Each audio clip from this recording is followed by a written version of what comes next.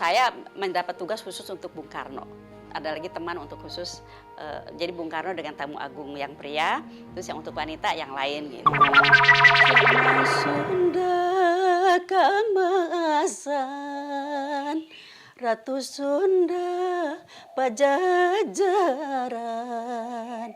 kebudayaan, kesenian, kebudayaan, kesenian. Dengung kahyangan. Saban kali menyanyikan lagu ini, aku selalu teringat masa laluku. Masa laluku sebagai penari dan penyanyi di Istana Cipanas. Lagu ini juga merupakan lagu kesayangan Bung Karno. Ketika Bung Karno singgah di Istana Cipanas, beliau selalu memintaku untuk menyanyi terutama Dengung Kahyangan. Apa yang ada di hatiku kala itu rasanya tak tergambarkan. Awalnya aku tidak merasa istimewa karena mempunyai suara yang indah. Ternyata justru membawa berkah. Kini aku sering terkenang masa laluku. Karirku sebagai penari dan penyanyi istana dimulai pada tahun 1962.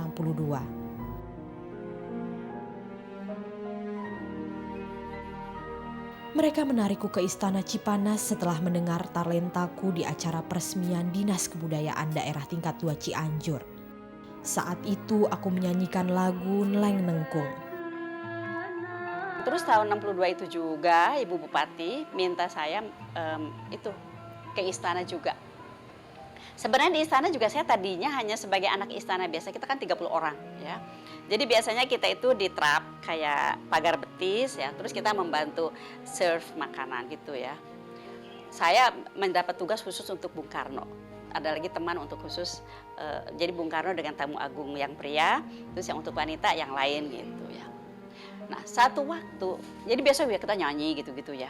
Satu waktu tiba-tiba Bung Karno nggak datang, ya datang Pak Juanda. Hujan deras, terus ada longsor di Ciranjang. Karena keadaan begitu, terus kita pada istirahat. Saya waktu itu minta di luar. Saya bilang, Pak, sama kepala istana ya, kepala rumah tangga istana. Saya kali ini di luar dong, bosen. Di dalam tuh kan semua udah tua-tua kan, menteri gitu-gitu kan. Kalau di luar kan CD kan, korps diplomatik yang muda-muda. Yang namanya umur segitu kan. Udah akhirnya di luar. Jadi kita pada istirahat di pavilion. Di pavilion itu kita biasa sambil makan nyanyi-nyanyi, tahu-tahu semua teriak, ayo Conani nyanyi dong gitu. Nyanyi. Nah di situ mereka tahu saya bisa nyanyi.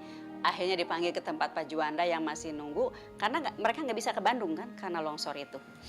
Terus, lah waktu saya duduk, dari cara duduk tuh Pak Juanda lihat bahwa saya itu bisa nari. Langsung, Nani bisa nari ya? Saya bilang bisa Pak. Jadi ya udah sejak itulah saya nyanyi dan nari di istana. Namun kenangan indah di istana terasa sangat singkat. Kenangan itu seolah-olah sirna begitu saja tertelan bumi. Kehidupanku berbalik 180 derajat. Kebebasanku direnggut. Untunglah kesedihan tidak aku pikul sendiri. Namun dampaknya, kedua orang tuaku sangat terpukul. Begitu juga dengan kakakku Nur Hayati.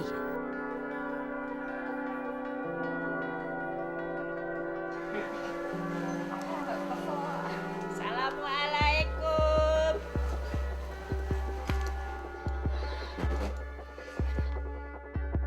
Saya hanya bisa menangis, meratapi dari jauh saja karena memang saya tidak berdaya sama sekali.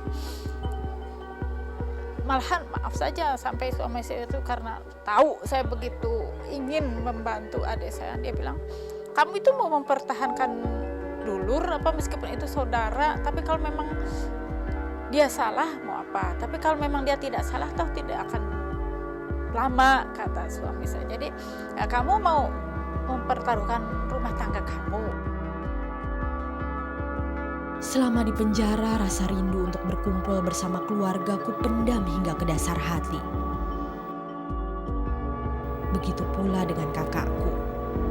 Situasi dan kondisi saat itu mengharuskan kami memendam perasaan tersebut.